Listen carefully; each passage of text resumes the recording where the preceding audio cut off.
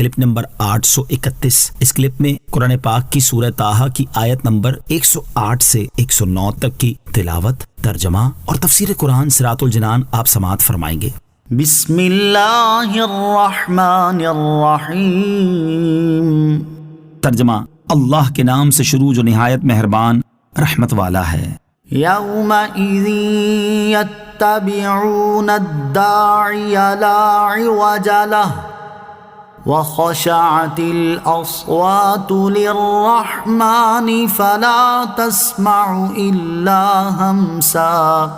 ترجمہ: اس دن پکارنے والے کے پیچھے چلیں گے، لوگوں کی طرف سے اس داعی کے لیے ادھر ادھر ہونا نہ ہوگا، اور سب آوازیں رحمان کے حضور پست ہو کر رہ جائیں گی، تو ہلکی سی آواز کے سوا کچھ نہ سنے گا۔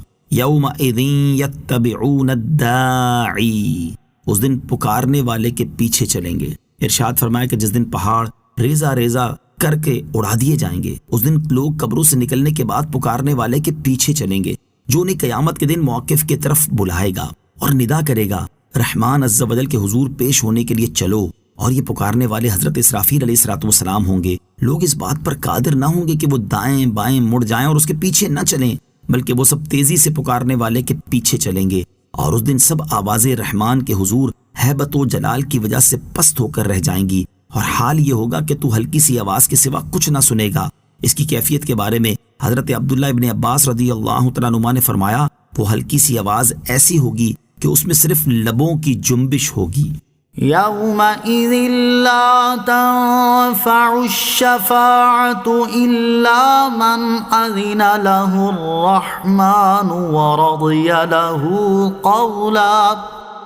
ترجمہ: اس دن کسی کی شفاعت کام نہ دے گی سوائے اس کے جسے رحمان نے اجازت دے دی ہو اور اس کی بات پسند فرمائی ہو۔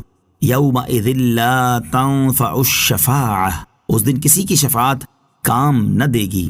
پھر ارشاد فرمایا کہ جس دن یہ ہولناک امور واقع ہوں گے، اس دن شفاعت کرنے والوں میں سے کسی کی شفاعت کام نہ دے گی، البتہ اس کی شفاعت کام دے گی جسے اللہ تعالیٰ نے شفاعت کرنے کی اجازت دے دی ہو اور اس کی بات پسند فرمائی ہو۔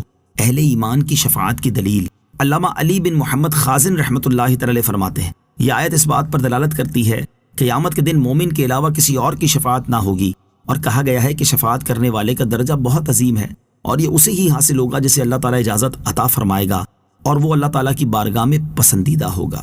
شفاعت سے متعلق 6 احادیث۔ یاد رہے کہ اللہ تعالیٰ قیامت کے دن اپنے مقبول بندوں کو گناہ گار مسلمانوں کی شفاعت کرنے کی اجازت عطا فرمائے گا، اور یہ مقرب بندے اللہ تعالیٰ کی دی ہوئی اجازت سے گناہ گاروں کی شفاعت کریں گے۔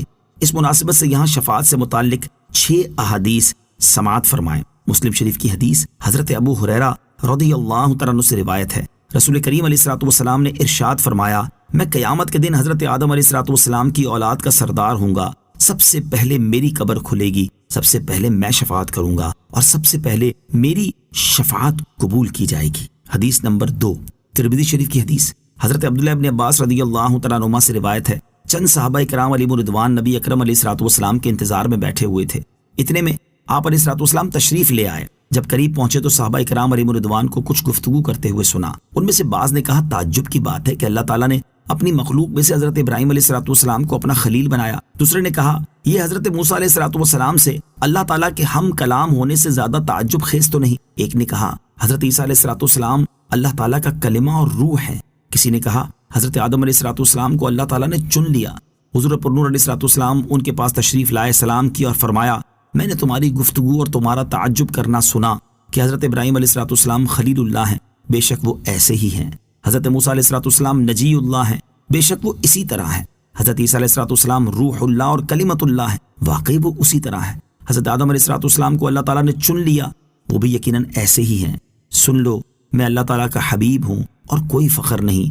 میں قیامت کے دن حمد کا جھنڈا اٹھانے والا ہوں اور کوئی فخر نہیں۔ قیامت کے دن سب سے پہلے شفاعت کرنے والا بھی میں ہی ہوں، اور سب سے پہلے میری ہی شفاعت قبول کی جائے گی اور کوئی فخر نہیں۔ سب سے پہلے جنت کا کنڈا کھٹکھٹانے والا بھی میں ہی ہوں، اللہ تعالیٰ میرے لیے اسے کھولے گا اور مجھے داخل کرے گا۔ میرے ساتھ فقیر مومن ہوں گے اور کوئی فخر نہیں۔ میں اولین و آخرین میں سب سے زیادہ مکرم ہوں، لیکن کوئی فخر نہیں۔ نمبر 3، مسلم شریف کی حدیث حضرت ابو ہریرہ رضی اللہ تعالیٰ عنہ سے روایت ہے، رسول اللہ صلی اللہ تعالیٰ علیہ وسلم نے ارشاد فرمایا، ہر نبی کی ایک دعا قبول ہوتی ہے، پس ہر نبی نے وہ دعا جلد مانگ لی اور میں نے اس دعا کو قیامت کے دن اپنی امت کی شفاعت کے لیے بچا کر رکھا ہوا ہے، اور یہ انشاءاللہ عز و جل میری امت میں سے ہر شخص کو حاصل ہوگی جو اس حال میں مرا کہ اس نے اللہ عز و جل کے ساتھ شرک نہ کیا ہو۔ نمبر 4، ابو داؤد شریف کی حدیث حضرت انس بن مالک رضی اللہ تعالیٰ عنہ سے روایت ہے، رسول انور علیہ الصلوۃ والسلام نے ارشاد فرمایا، میری شفاعت میری امت کے ان لوگوں کے لیے ہوگی جن سے کبیرہ گناہ سرزد ہوئے ہوں گے۔ نمبر 5، ابن ماجہ کی حدیث حضرت عثمان بن عفان رضی اللہ تعالیٰ عنہ سے روایت ہے، رسول اکرم علیہ الصلوۃ والسلام نے ارشاد فرمایا، قیامت کے دن 3 لوگ شفاعت کریں گے۔ نمبر 1، انبیاء کرام علیہ السلام، نمبر 2، پھر علماء، نمبر 3، پھر شہداء۔ حدیث نمبر 6، ابن ماجہ کی حدیث حضرت انس بن مالک رضی اللہ تعالیٰ عنہ سے روایت ہے، سرکار دو عالم علیہ الصلوۃ والسلام نے ارشاد فرمایا، قیامت کے دن لوگ صفیں باندھے ہوئے ہوں گے، اتنے میں ایک دوزخی ایک جنتی کے پاس سے گزرے گا اور اس سے کہے گا، کیا آپ کو یاد نہیں کہ آپ نے ایک دن مجھ سے پانی مانگا تو میں نے آپ کو پلا دیا تھا؟ اتنی سی بات پر وہ جنتی اس دوزخی کی شفاعت کرے گا۔ ایک جہنمی کسی دوسرے جنتی کے پاس سے گزرے گا تو کہے گا، کیا آپ کو یاد نہیں کہ ایک دن میں نے